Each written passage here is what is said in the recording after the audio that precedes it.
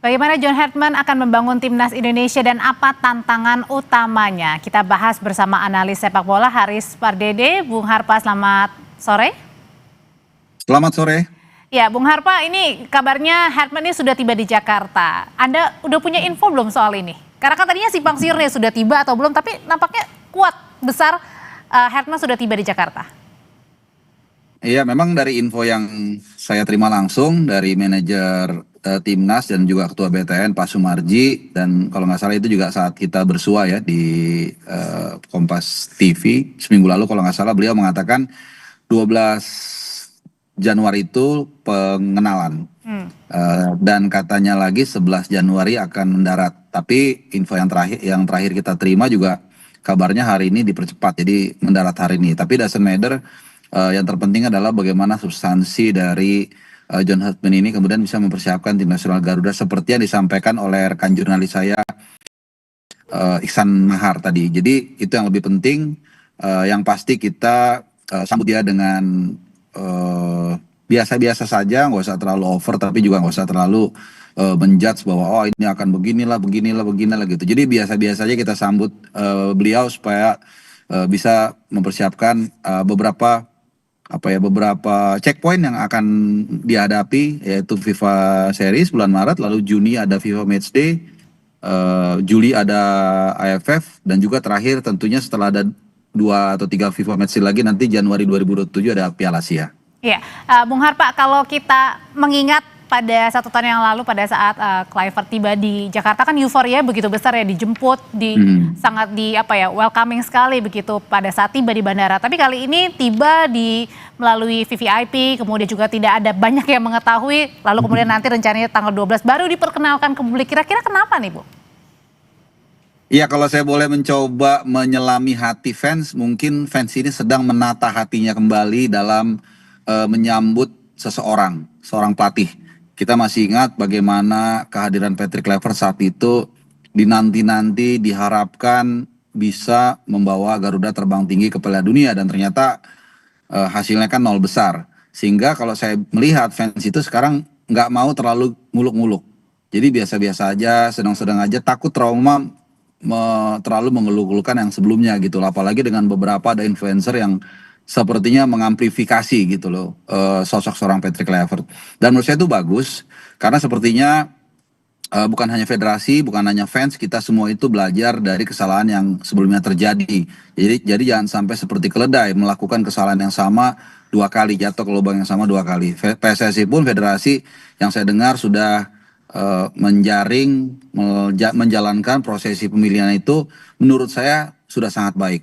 Antitesis dari yang sebelumnya one man show, sekarang lebih kolektif kolegial, ada konsultasi dengan orang yang paham teknikal, yaitu Direktur Teknik Alexander Zwiers, dan tidak mau gembar-gembor. Jadi segala sesuatu yang dimulai dengan baik diharapkan bisa berakhir dengan baik juga, tapi tentu hasilnya seperti apa, kemudian trust dari penonton itu apakah bisa kembali, hanya waktu yang nanti akan menjawab.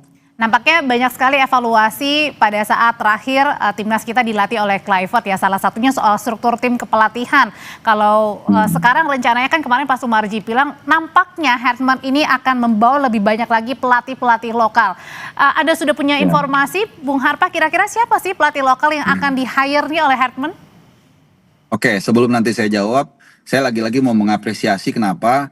Karena sama juga soal asisten pelatih ini kan juga belajar dari kesalahan yang terjadi di era Patrick Kluivert. Dia membawa begitu banyak gerbongnya, kalau saya nggak salah 15 asistennya, dan tidak satupun asisten lokal yang ditunjuk.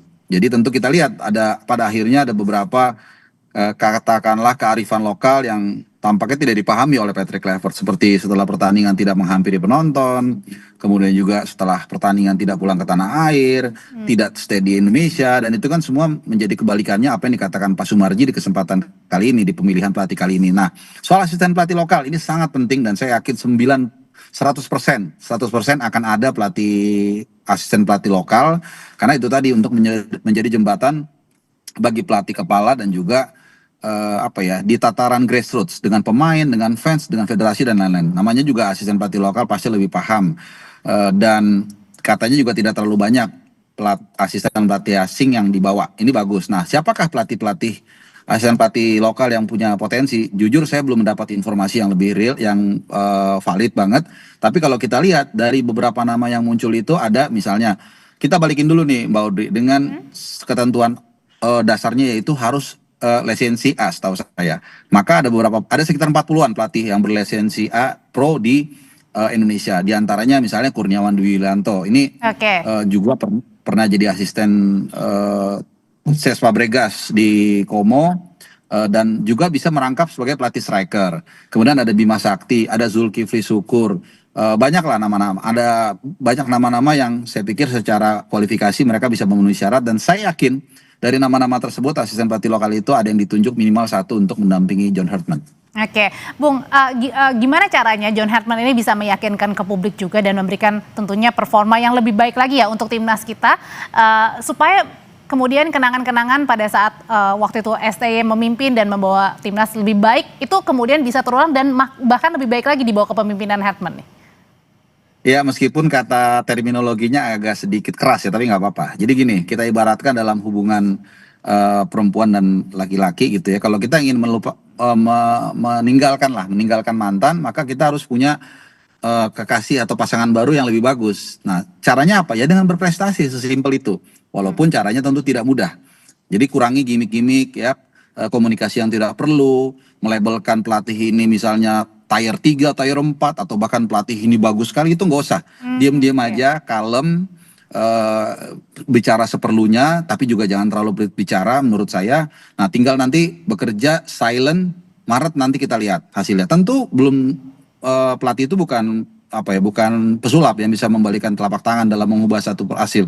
Tapi nanti kan kita lihat progresnya Mbak Audrey. Ada bulan Juni, ada bulan Juli dan seterusnya. Nah, dari rangkaian 1 tahun lah mungkin paling enggak, baru kita bisa menilai, oh I think when we are on the right track, atau kembali ke era kegelapan lagi, era Patrick Kluivert. Nah, jadi kita tenang-tenang aja, biarkan mereka bekerja, mereka pun jangan terlalu banyak bicara, nanti hasil di lapangan yang akan berbicara. Kalau grafiknya itu kembali naik lagi, pasti fans akan menerima, dan saya tidak ingin menggunakan kata melupakan ya, tapi akhirnya menemukan pengganti pelatih dari mulai Sintayong, Patrick Kluivert, dan akhirnya John Hartman kalau dia bisa berbuat sesuatu paling enggak nanti di AFF dan juga di Piala Asia 2027. Oke, salah satu pertimbangan kemarin Pak Sumarji bilang kan kemudian akhirnya memilih John Hartman dari sekian banyak nama, 20 nama kalau waktu itu Pak Sumarji bilang ya, kandidatnya begitu, akhirnya memilih John Hartman adalah karena Hartman ini setuju menetap di Indonesia. Nah, apakah dengan menetap di Indonesia ini sekaligus juga memantau mungkin pemain-pemain di liga lokal yang ini menjadi satu kebutuhan yang wajib untuk melihat nih kira-kira kandidat yang paling kuat siapa nih? Kalau dikatakan wajib nggak ada Mbak Audrey, karena pelatih itu punya otoritas untuk memilih pemain yang dia suka dan dia rasa perlu. Tapi tentu kita berharap itu dilakukan.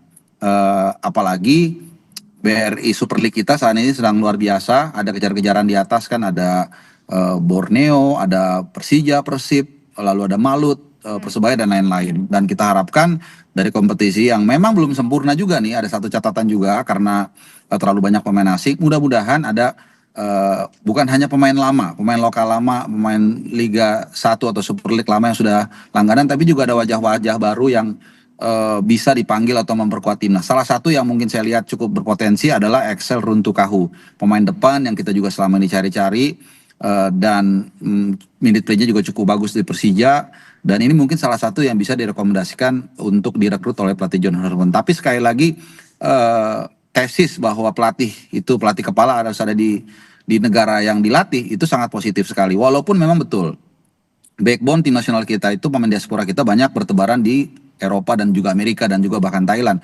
Tapi mereka ini sebenarnya nggak terlalu terlalu reguler untuk dipantau. Jay Itses misalnya, Emil Laudero, Kevin Dix, Calvin Verdong, saya pikir semua orang tahu kualitasnya seperti apa. Kalaupun perlu dilihat, dia bisa tinggal mengirim asisten pelatihnya. Tapi sebagai simbol bahwa dia adalah nahkoda, komandan suatu timnas tinggal di Indonesia, dan kemudian tadi yang Mbak Audrey katakan untuk memantau pemain lokal kita dari BRI Super League, saya pikir itu yang sangat fundamental, dan saya sangat mengapresiasi apa yang dilakukan oleh Pak Sumarji ataupun Bung Harpa. Oke, sambil kita melanjutkan informasinya, ini ada gambar terbaru buat Anda yang baru menyaksikan Kompas Petang. Ini adalah kedatangan dari John Hetman yang tiba melalui Bandara Soekarno-Hatta, tapi melalui ruangan VVIP begitu ya. Memang sejak tadi siang simpang siur, Hetman katanya datang hari ini, tapi kemudian sempat bilang tidak jadi. Tapi kemudian akhirnya datang dan ini karena melalui penjagaan yang tidak ketat begitu ya. Kemudian juga ini melalui ruang VVIP yang kemudian nampaknya ini memang sekali lagi berbeda dengan euforia pada saat Kluivert waktu itu tiba di Jakarta dan langsung dikawal ya Bung ya di bandara sampai kepada sebuah hotel waktu di kawasan Senayan. Ya, seperti yang kita diskusikan di awal, mungkin ada rasa trauma, enggan untuk terlalu berekspektasi seperti Kluivert sehingga fans tidak terlalu ramai di sana. Kedua, mungkin juga memang sengaja PSSI tidak membocorkan informasi kedatangan dari Hetman. Jadi digocek nih kita ya. Informasi yang mungkin yang formal yang kita dengar yang bersangkutan akan datang tanggal 11 ternyata tanggal 10. Tapi doesn't matter, itu nggak terlalu penting.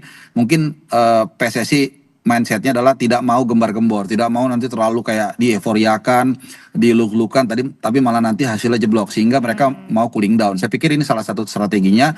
Yang penting nanti tetap harus diperkenalkan karena itu kan standar dari semua mau klub Liga 1, Liga 2, Liga 3, Liga 4 seluruh dunia timnas pasti ada perkenalan resminya dan kalau nggak meleset seperti yang kita ketahui juga yang Mbak Audrey akan diperkenalkan tanggal 12. Ya itu bagus. Jadi saya sekali lagi saya fair mengatakan untuk kali ini proses pemilihan sampai dengan proses kedatangan dan perkenalan semuanya saya pikir sudah kolektif kolegial, sudah on the right track dan tidak one man show. Dan tidak terburu-buru nampaknya juga ya.